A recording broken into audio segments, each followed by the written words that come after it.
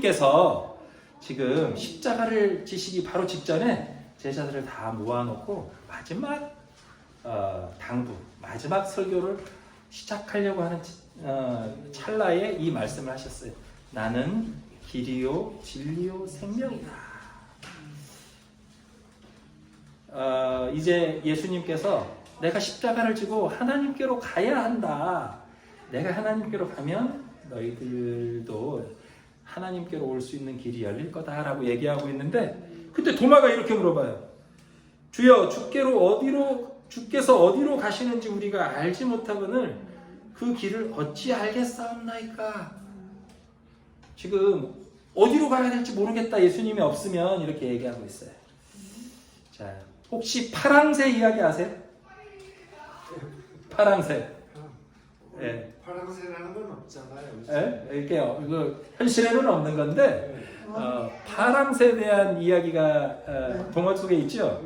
그래서 누가 파랑새를 갖고 와야만 된다라고 파랑새를 찾아와라 라고 얘기했더니 우리 집에는 회색 비둘기밖에 없어요 라고 찌르찌르와 미찌르라는 이 남매가 대답을 해요. 그래서 그럼 우리가 파랑새를 찾아올게요 하고 파랑새를 찾아서 떠나는데 곳곳을 돌아다니며 고생고생을 하다가 집에 포기하고 돌아왔어요. 실패해서 돌아와서 보니까 회색 비둘기인 줄 알았던 자기 집에 있던 새가 파랑새였던 거예요. 이게 파랑새 이야기인데, 여기에서 핵심은 뭐냐? 주제가 뭐예요? 우리가 찾는 행복, 우리가 찾는 길이 멀리 있는 거라고 생각하지만 사실 그 행복은 어디 있느냐? 바로 지금 여기 내 삶 속에 있다는 게 이 이야기의 주제잖아요.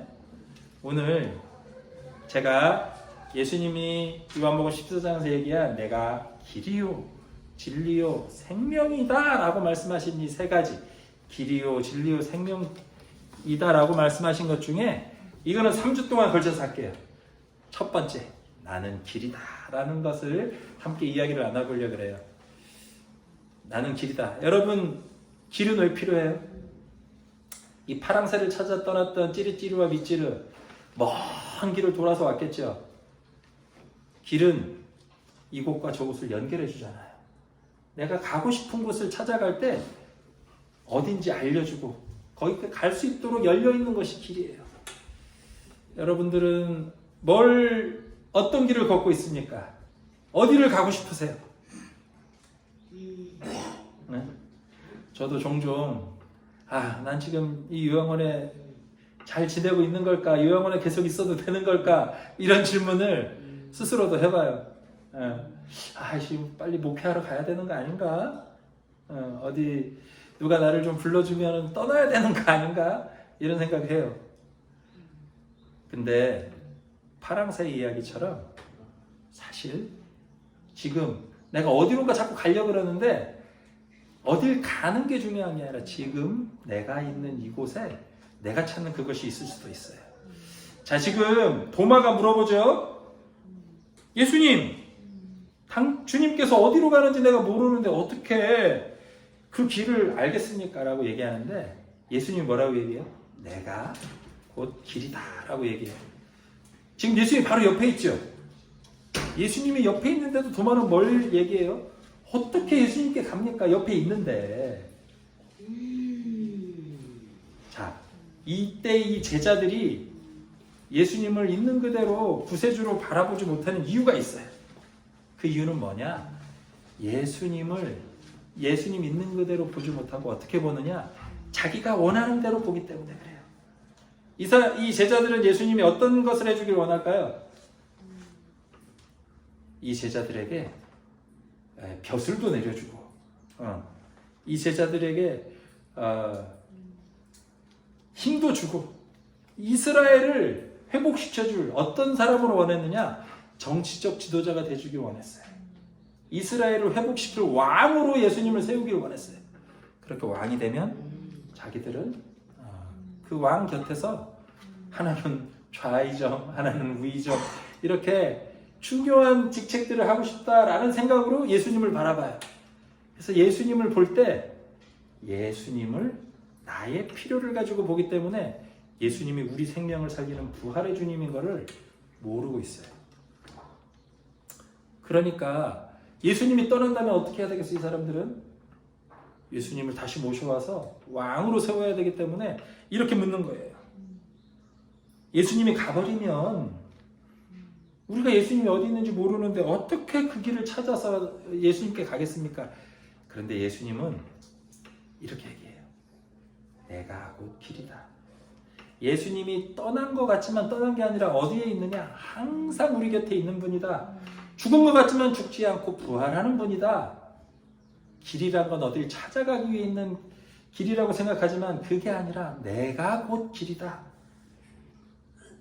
우리 인생이 태어나서 하늘나라 갈 때까지 이게 인생을 비유로 하면은 많은 사람들이 뭘로 인생 여정, 인생 길 이렇게 얘기하죠. 이 길을 어디선가 떠나와서 어디론가 가고 있는 것처럼 생각하는데 그것도 비유적으로 맞는 말씀이에요.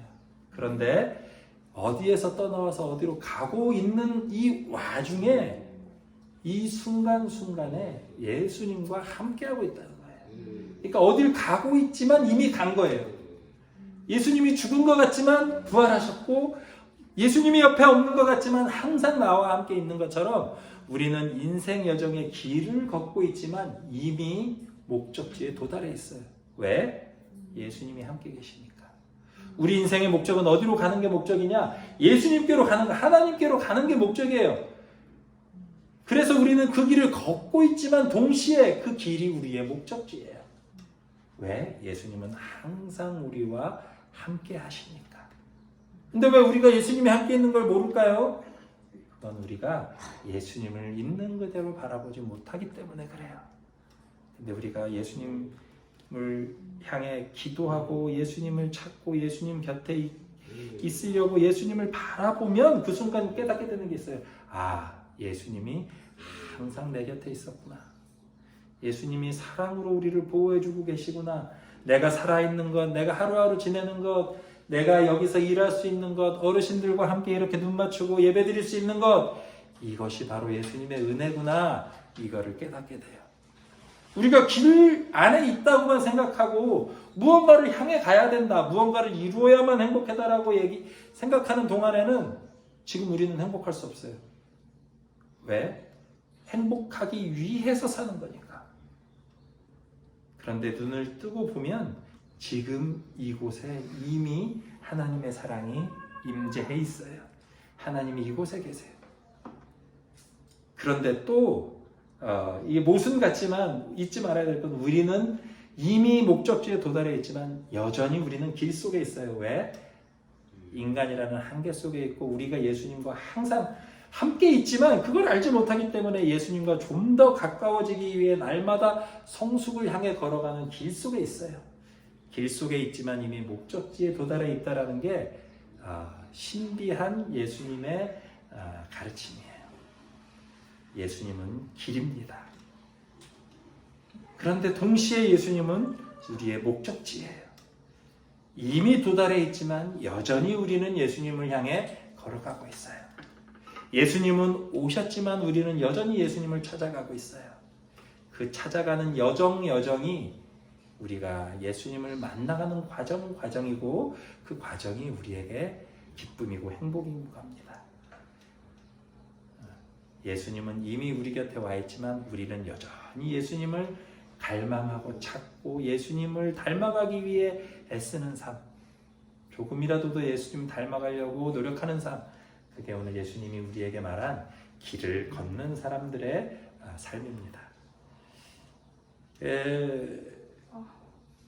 길을 걸으면 좀 힘들죠. 제주도도 올레길 많이 이게 걸어보면 길을 걷는 건 힘들어요. 그런데 걸으면 기쁨이 뭐냐? 걷는 동안 새로운 경험을 해요. 새로운 풍경을 보고 새로운 사람을 만나고 날마다 더 즐거움을 만날 수 있어요. 도달해 있다라고만 생각하면 삶에 의욕이 없어요. 재미가 없어요. 그리고 길만 걸으면 사람이 너무 피곤해. 목표만을 향해서 사는 사람은 현실을 즐길 줄 몰라요. 현실에 안주하는 사람은 더 성숙하고 성장하지 못해요. 이 두 가지, 도달해 있지만 길을 걷는다라는 이 신비를 오늘 선생님들 또 우리 어르신들 마음속에 품고 예수님을 깊이 묵상하는 하루가 되셨으면 좋겠어요. 예수님은 이미 이곳에 와 계시지만 우리는 예수님을 바라보며 예수님께 다가가기 위해서 움직여 가야 돼요. 왜? 우리가 예수님을 멀리 떠나왔기 때문에. 오늘 도마처럼 우리는 길을 잃었고 예수님을 보지 못하기 때문에.